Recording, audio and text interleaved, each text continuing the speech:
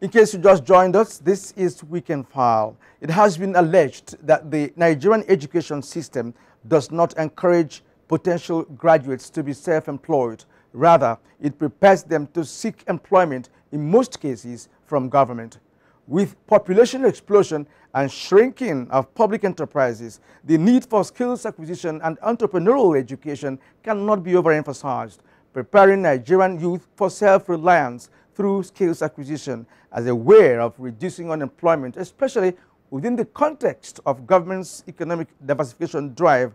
This remains our focus tonight. Stay with us for details when we return. Thank you for staying with us on Weekend File tonight.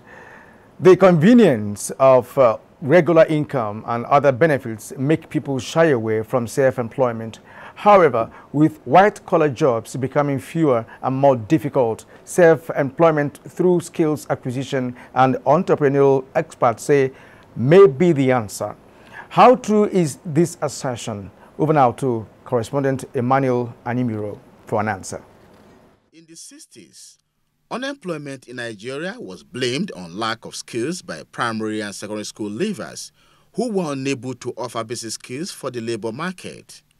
Today, the explanation is irrelevant as well-trained graduates in almost all disciplines no longer find it easy to get white-collar jobs. A 2015 unemployment report by the National Bureau of Statistics indicates that unemployment rate in Nigeria rose to 10.4% in the fourth quarter of 2015, compared to 9.9% in the previous quarter. The level of unemployment is further revealed by the over several thousand applicants seeking 10,000 vacancies in the police force. With the white-collar jobs becoming scarce, is skills acquisition for self-employment an alternative? I've been in this GSM Village for so many years, at least since 2004. And I must tell you, the what I always take home is something to go home to thank God for. And we have graduates here. We have those who study even in overseas. They're here today managing the little business. There's nothing wrong in introducing barbing skill or auto mechanic skills to somebody who is in secondary school, who is in JSS 1, JSS 2. Before he finishes SS 2, SS 3, he's already making up his mind. Yekini, an auto mechanic, lost his parents at the age of 10, but has no regret being self-employed. As I'm talking to him, my first son is India, schooling there. If I'm poor, if I cannot feed, I don't think I'll be able to send my son down to India. Then my other children, they're in good school. I've trained so many people in this job, even some are civil servants. In the evening time, some of them come here to repair phones on their own. Some of them brought phones from their offices to come here and fix for their colleagues and make their own money. It's very good. Don't wait for white-collar job. And there are many challenges with self-employed because the government is not really supporting us by the way of loan or power. Government providing a more conducive environment for the informal sector to thrive is an appeal majority of Nigerians say could do the magic of a life of government being the sole provider of jobs. In Abuja, Emmanuel Ayemiro, NTA News. The rising spate of unemployment in Nigeria and its attendant consequences have continued to generate concern from stakeholders to curb the negative fallout. Various initiatives have been put in place by the federal and state government. Lynn Leneke in this report examines unemployment in Lagos and the measures to check it. The 2012 National Baseline Survey estimates the population of youths in Nigeria to be 64 million, with Lagos accounting for the highest rate of youth unemployment. Over time, federal and state government agencies have launched several initiatives aimed at tackling unemployment through various vocational skill acquisition programs. The National Youth Service Corps is one of such agencies, saddled with the responsibility of engaging youths in productive ventures. What this country needs now, because there's so much unemployment. The corps members have embraced it, And it's very fulfilling when you hear a corps member say, oh, I'm not going to search for a job, you know, rather I'm going to create jobs. We are trying to encourage entrepreneurship. You know, if you graduate, you don't have to look for a job. Industrial Training Funds is another federal agency at the verge of empowering youths. We do welding and fabrication, and we cast also, and we do iron bender. I don't intend to go in search of a job again after the knowledge I've gotten from here. I'll just set up my place, even no matter how small it is. I'll just start from somewhere. Similarly, Lagos State government has also boosted the vocational skill acquisition scheme by including vocational skills in the school's curriculum. Experts believe that investing in schemes that empower youths towards self-reliance is critical to tackling the problem of unemployment in the country. In Lagos, Lynn Lenake, NTA News. Thank you, Lynn. And from Kaduna comes a report that despite obtaining various qualifications, some youths are making a living from skills acquired after graduation when the much sought white-collar jobs are not forthcoming. Ibrahim Bello Gundi met some of these youths who are now employers of labor.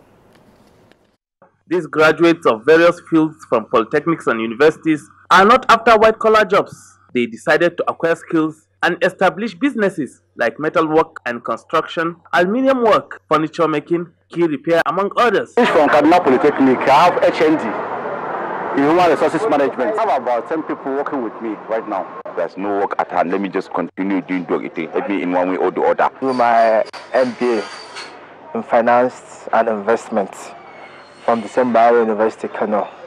That by establishing this kind of business, I believe I can render my own assistance to employ people. Before my diploma in Nuhu Mali, I have started learning furniture. Kaduna State Coordinator, National Directorate of Employment, Isa Abdu said they are training graduates on various skills and they are partnering with NYSC to prepare core members for the challenges of labor market and the alternative skills acquisition provides. Some of them start business right on the camp, and most of them, when they come out of the camp, they approach the ND offices and we counsel them, we assist them, and they pick certain skills they want to take up and we train them. An economist and director, Entrepreneurship and Development Center, Kaduna State University said they now combine skills acquisition and academic work as alternative to white-collar jobs for their students. To build their innate ability, their potentialities. In Kaduna, Ibrahim Bello Gunda, NTA News. Kingsley Amajiri in Port Harcourt brings us up to date on the situation in Rivers State. Of a number of young people who have learnt their parents' trades and all skills and made inroads in their various career paths. Prince Wert is a graduate of Business Administration from the Rivers State University of Science and Technology, Port Harcourt. He has never worked for anybody. Rather, he ventured into artwork, a skill he learned from his father, training over 50 applicants with over 10 employees. You have a talent of drawing, painting. You do buy a cowboy paper, do some samples and draw. People start personalizing. People see that you can do this. Okay, how much is this? Before you know it, you raise little money, rent a shop. From there, you pick up. Samuel Momo is also another polytechnic graduate with a success story as a fish farmer, a skill he also took from his late father. At least not less than 10 in each of the local government. That is what they are doing since 2008 that I knew them. With the unavailability of white-collar jobs, many unemployed graduates are going into entrepreneurship development for self-employment. Statistics from the ongoing South-South Chamber of Commerce, Mines and Agricultural Trade Fair in Port Harcourt indicates that about 14,000 youths have registered in the fair aimed at skills development for self-employment among youths. In Port Harcourt, Kingsley Amajiri, NTA News.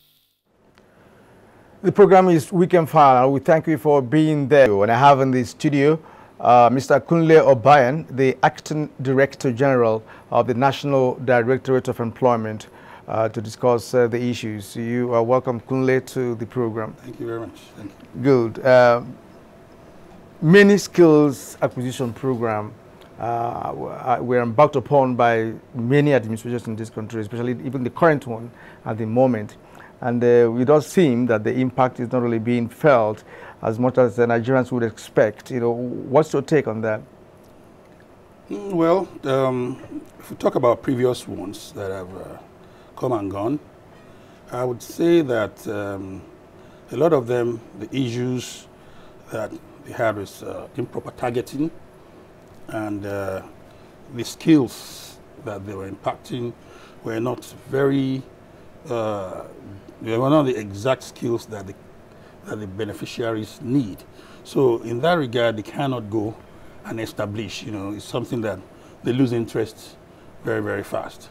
So some of them are like that. Secondly, the synergy that should have been created between those various entities that are in this business of skills acquisition should have been there, whereas everybody was just in their own little, little cages, trying to do what they can do.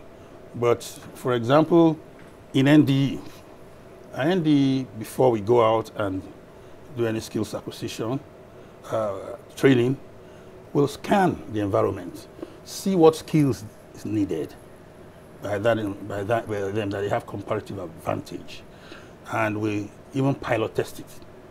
We go ahead and pilot test it and see if it works. Then we expand it. Sometimes we can do one state per geopolitical zone before we now make it national. So we test it to make sure it will be successful. So that's been the way to go for us. For the NDE. Now, part of the challenge is said to be lack of startup capital, right? And now that you said you do a test run, first of all, before you engage in a particular skill acquisition program. Tell us more about that. Let's be specific this time around. Let's know the areas, those specific areas, because as we're on the show tonight, we could convince many young Nigerians, you know, to take up some of these skills. So, which are the areas that the NDE has been focusing on? And we also talk about the startup capital, which a graduate from NDE would require to start business. Well, thank you very much. The main thing is, when we have four core programs: vocational skills training, we have agricultural skills training, special public works, and entrepreneurship skills training. So vocational skills, in the vocational skills we have several skills, approximately 100 of them. From fashion design to barbing to vulcanizing to being a mechanic, electrical technician, repairs of laptops and phones, you know, so many of them like that. And they go in for the training. The training typically lasts 3 to 6 months. And so it's quick wins. So they can quickly get back on track instead of going back to school or, you know, again.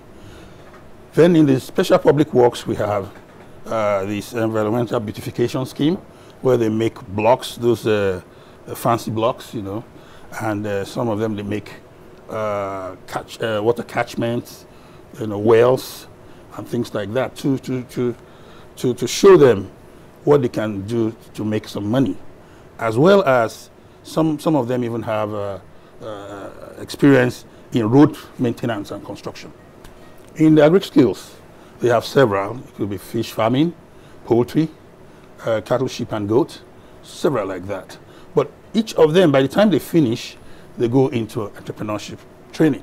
You have to go into some business skills training so that you can manage your business better. So that's the way it goes in NDE. About the empowerment amount, the issue we've had is that we can train a lot of people, but when it comes to empowerment, we don't really have adequate funds to do that. So what we usually do is to have something that is demonstrative. why it's demonstrative is that we bring out the best of them, we empower them to show other funding institutions that this is a viable business that can be funded. We make linkages for them to banks, CBN, BOI, and everything like that. Okay, that's interesting. Would you tell us what is the response of the younger generation of Nigerians? Is NDE having more and more youth showing interest in skills acquisition? Or do you have the difficulty getting a good number of Nigerians that would want to take to some skills? Honestly, the younger ones are not very interested. They're not very interested because the curriculum, you know, of the educational curriculum they've passed through does not prepare them, their minds, for, you know, getting the skills, for skill acquisition in order to get employment. They are looking at white-collar jobs. So when they come in to us, the ones that decide to come in, will give them some value reorientation, you know, so that they can have attitudinal change towards the fact that having skills, other skills, and being blue-collar does not make you lesser of a person.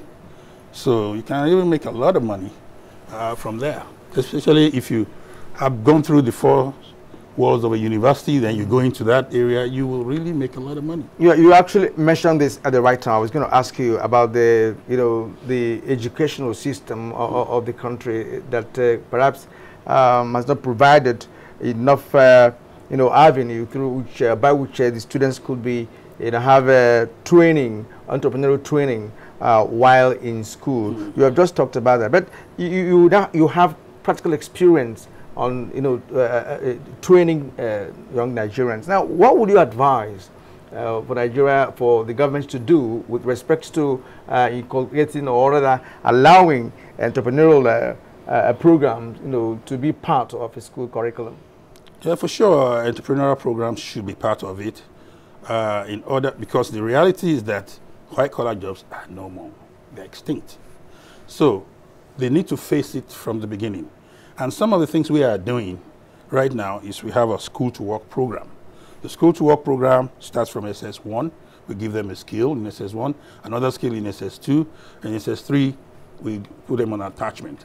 So if you eventually go to higher institution, you have a skill to get yourself through school. And if you don't need to be roaming around. You have something to do. Right from that point, we have started that now. It's called School to Work. However, if the government entrenches it into the school curriculum, it will be very, very good. It will be better because they'll be more receptive to all this call for skills acquisition training and so on. Well, we still have this IT, that's the industrial training. Some students, you see them in some establishments as industrial training students who spend like 1 month or 2 months as the case maybe, depending on the school's arrangement. But that doesn't seem to be enough time for one to acquire some training, you know, while in school. Now, talking about polytechnics, we have polytechnics. These are the kind of schools where students should have been more practical in terms of what they are studying in such schools. So what should happen with respect to that? You know, polytechnics, what should be the kind of education that you impart on them with respect to being practical about what they can acquire? Well, in most of those schools, really, if you look at the students to lecturer ratio, it's absurd. We have 100 students to 1 lecturer. He's not giving them adequate attention. When they get to the lab, you know, the workshop, you may have 1 lathe machine for all of them to practice. It's not adequate for them. Most of them will leave the place, come out, know very little, very little. So when they come out, they have the skills gap. They want to work, but they have to be virtually retrained to get into the workforce. So all those things, they should go and standardize, you know, the curriculum and make the ratios good and available equipment for them so they can be properly trained when they come out. Now, you have some trained Nigerians. NDE has actually produced in fact, people who are doing well. I was privileged to be in one of your students' business where she tries to package honey in a very special way. As a matter of fact, she's told us that she's been exporting. She has started exporting by now. Yes. I've been to 2 farms, where you see some young Nigerians have, fish ponds and, of course, poultry, very large. Now, let's talk about there are such people training other people that are not privileged to be at the NDE. So do you encourage them to do such? Sure, we do. We encourage them to do so. As a matter of fact, we put some people on attachment with them so they can learn, how these people made success of their businesses. We always do that. Sometimes they come in as resource persons during our training for those new beneficiaries. Now, does NDE still run the open apprenticeship scheme that you have been doing in the past? Are you still on that? Yes, it's still our flagship. We have the open apprenticeship scheme. As a matter of fact, we have them in most of the states, all the states really, that we don't have the skills acquisition centers. Now we have about 76 skills acquisition centers scattered all over the country. But still, there's not enough. 76? 76 of them. Are they in all the states of the Federation? They're not in all, they're in all the states, but not in, all the local government areas, and, they could be far apart. Is there awareness on that? Because some people may be yearning to be part of the NDE program, elsewhere outside the capital city here. Yes, yes. Well, we give adequate awareness to let them know which one is very proximate to them. However, these people that for the open apprenticeship scheme, we use the people in the we use what we call master craftsmen. Okay. For the apprenticeship. Okay. Well, please, sorry, time is not on our side anymore. But just one last question, in a minute. How can skills acquisition fit into the diversification program of the present government? Very well, it will, because it's necessary to have skills in different areas. Now, we're not talking about only oil. We're talking about in agriculture, talking about in vocational skills, we're talking about in so many other things, public works. So, if these skill sets are given to them, especially if it's quick wins, these idle students, graduates, they're not students anymore, idle youths, they'll be able to be engaged quickly, and stay out of trouble. Okay, thank you very much. Thank you indeed for being part of the show tonight. I have been speaking with the Acting Director General of the National Directorate of Employment. Thank you once again.